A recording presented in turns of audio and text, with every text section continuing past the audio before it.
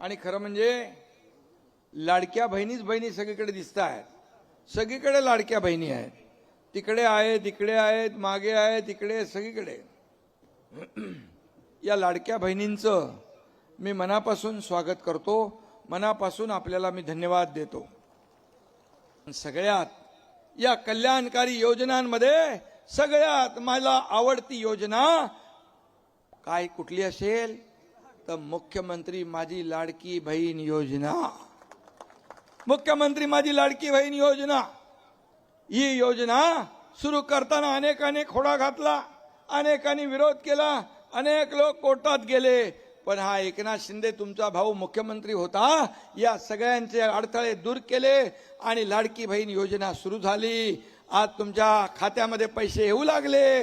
माझ्या लाडक्या बहिणींना ओवाळणी मिळते ना, सुरू आहे ना.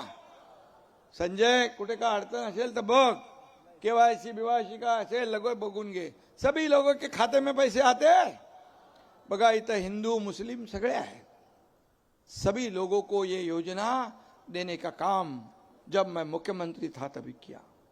आणि म्हणून लेक लाडकी लखपती, एसटी मध्ये 50% सवलत, या ठिकाणी मुलींचं उच्च शिक्षण मोफत, शेतकरी सन्मान योजना, वयोश्री योजना, अशा अनेक योजना आपण केल्या.